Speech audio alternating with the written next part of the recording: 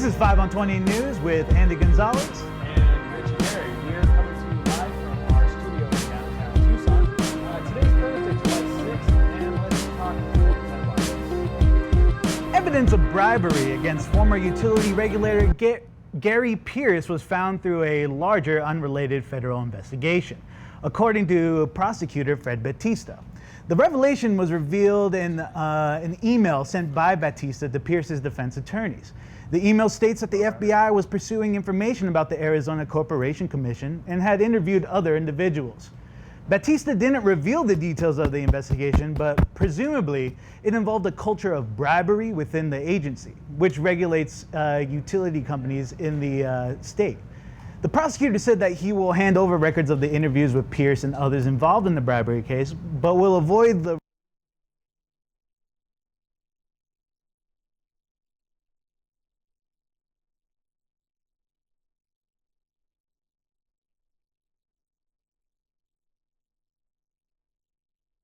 Norton as a middleman.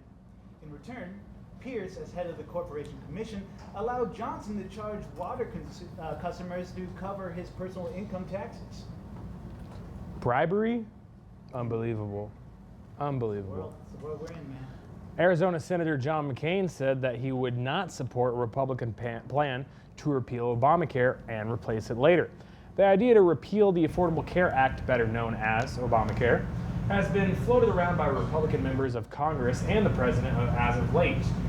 This came after Republicans have begun to realize that they have little chance of passing their replacement legislation, which currently has an approval rating of 17%, according to a recent Pew Research poll. That means that Bill Cosby, the Warcraft movie, and Taco Bell seafood salad are more popular than the Republican health care bill. McCain said that he talked to Arizona Governor Doug Ducey about the bill, but did not say explicitly if he supported it or not. McCain said that Ducey wanted to see at least 3 amendments before he would come out in support of the bill, although he didn't explain what these amendments are. The senator called the plan to repeal and replace a, quote, trap, and that it was bad for America. Pima County is considering a code change that would allow more residents to raise chickens in urban areas. The change of heart comes as more people are interested in raising their food at home. According to a news release, the change would, quote, permit the keeping of female chickens for personal food production in small lot residential zones where it currently is prohibited. These zones include trailer parks, multifamily homes, and properties less than 8,000 square feet, all of which are currently have prohibitions against raising chickens. Under the proposed amendment, home lots that are 6,000 square feet or larger could keep up to 8 female chickens. However, retail sales and the keeping of male chickens, roosters, or cockerels would still not be allowed. Asked their opinion on the rule change, Area Chicken said that as long as they were supplied with worms, they're cool with it. You ever see a chicken and a dog play Is it together? fun? Is it fun? Adorable. Oh. Oh, we're doing national and international news now. The U.S. Department of Housing and Urban Development, or HUD, will provide a grant of $1.65 million to Pima County to protect the 7,000 families living in lead-tainted homes. This becomes part of a $127 million HUD grant that will be distributed to 48 government agencies. The city of Phoenix will also receive $2.9 million as a part of the grant. The agency announced the news by stating that children do better in school if they live in a healthy home. Lead-based paint has been shown to have significant effects on the brain development of children. One of the main reasons it isn't used anymore. This is one situation where it works out that we have former brain surgeon Ben Carson leading the agency. On that note, maybe Rick Perry will decide to invest in solar and wind energy because it cooks tastier pulled pork sandwiches and makes his gun shoot farther. I mean, I might have to agree with him. I agree. Yeah. A high court in the UK heard a case involving claims by an Iraqi general that former Prime Minister Tony Blair should be prosecuted for war crimes. The case stems from the conclusion of the Chilcot inquiry, which found that the Iraqi war was unnecessary. Blair pushed the case for war alongside President George W. Bush back in 2003, as he agreed with the assessment that Iraq harbored weapons of mass destruction. This claim was later found to be untrue, a fact detailed in the Chilcot inquiry. Former Iraqi General Abdul Wahid al-Arabet launched the lawsuit against Blair, former Foreign Secretary Jack Straw, and former Attorney General Lord Goldsmith. In his opening arguments, prosecutor Michael Mansfield said that waging an aggressive war has become a regular part of English law. Mansfield went on to argue that British intelligence found that there were no weapons of mass destruction even before the war had begun. He used the precedent of the Nuremberg War crime trials to argue why Blair should be prosecuted. The Nuremberg trials were used to convict war criminals of Nazi Germany after World War II ended. The first application to launch a prosecution against Blair was dismissed by a magistrate's court. They argued that Blair had immunity as prime minister and that the English law does not prohibit crimes of aggression. The court is allowing another week for Arabet to make his case before they make a decision. If they do decide to prosecute Blair, then this would open up a distant possibility that George W. Bush could be prosecuted soon after. But don't hold your breath. We're like in 7 wars now. War crimes. Virginia Democratic Representative Don Bayer introduced a bill that would create a series of reforms to make elections more competitive by preventing the practice of gerrymandering. Gerrymandering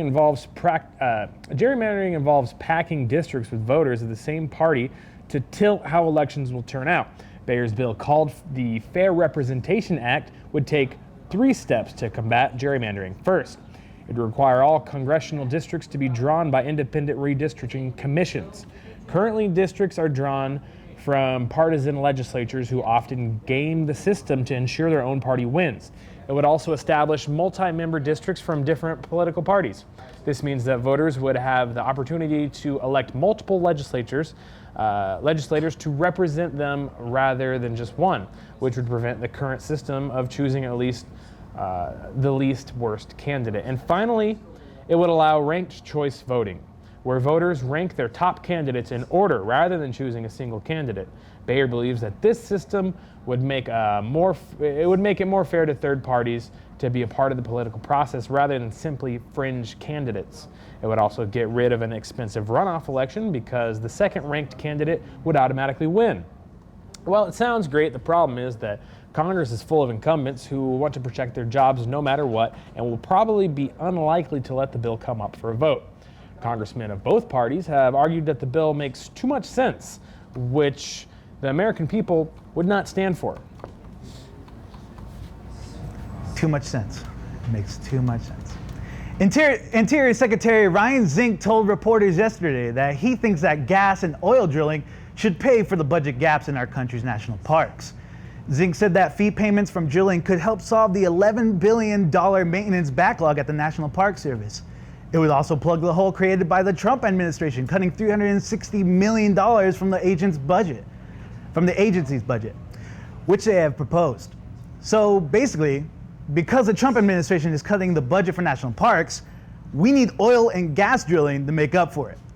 Or he could, not cut the budget, but whatever. Zink supported his idea by pointing out that the U.S. received $18.1 billion in revenue from offshore drilling in 2008, before the Obama administration slowed down the practice. Last year, the U.S. collected just $2.6 billion due to the lower level offshore drilling, according to Zink. However, he forgot to mention that most of the money made off of offshore drilling goes to the Treasury, not to the Land and Water Conservation Fund, which helps maintain the national park system. Must have slipped his mind. Zink also unveiled the new national parks advertising slogan. Take a breath of oil-tainted air and enjoy the sights of oil rigs raping the earth. Catchy, no? The gender pay gap has tripled in the White House since the inauguration of Donald Trump, according to an analysis by the conservative think tank, the American Enterprise Institute, or AEI. The think tank found that since Trump took office, female White House staffers earn a median salary of $72,650, while male staffers earn a median of $115,000. This works out to 63 cents per dollar earned by a man, according to the report, which represents a pay gap of 37%. In comparison, under the Obama administration, the gender pay gap stood at 11%, and the national pay gap is at 17%. So good job. When the figures were first released, the AEI claimed that the pay gap was actually only 20%, but that's the average they used on average salary. When the Washington Post took the study's numbers and used median salary, the number shot up to 37%, showing how statistics can be skewed. One of the reasons for the pay gap is most of the senior level positions in the White House are held by men who are paid more. The study found that 74% of the top 23 White House staffers are male, compared to 52% under Obama. The conclusions come soon after we heard a smooth sales pitch by first daughter Ivanka Trump advocating for equal conditions for female workers. Trump announced yesterday that he'll decrease his daughter's pay by 37% in solidarity with the other female White House staff. Good for him. Good for him. 18 states are suing Education Secretary Nancy DeVos for her decision to rescind a rule that protects students from abuses by for-profit universities. The lawsuit was filed by the state's attorney generals and is being led by Massachusetts Attorney General Maura Healey. The rules were created under the Obama administration and were intended to begin on July 1st. They would make schools responsible for fraud and ban the schools from forcing students to resolve complaints outside the court. On June 14th, DeVos announced that the rules would be delayed and rewritten, claiming that the rules created a process that's unfair to students and makes taxpayers responsible for the costs. Healey said that DeVos has continually sided with for-profit colleges and private schools and is not trying to protect students. DeVos has stated her support for voucher programs, and her family has contributed millions of dollars to private education, among other conservative causes. It's no wonder she was named Education Secretary by the founder of Trump University, who would stand to gain from her decision. That is, if they weren't closed down due to a flurry of lawsuits alleging fraud. That's our president, folks. This was 5 on 20 News. I'm Andy Gonzalez. And I'm Rich Gary. Tonight at 6 o'clock, Laughs Comedy Cafe is doing comedy outreach. It's essentially a stand-up comedy workshop. And then 8 o'clock will be the stand-up comedy open mic. So come check that out if you've ever wanted to do comedy. All right. And yeah, that's our show. Thank you, ladies and gentlemen. Thank you. Have a good evening.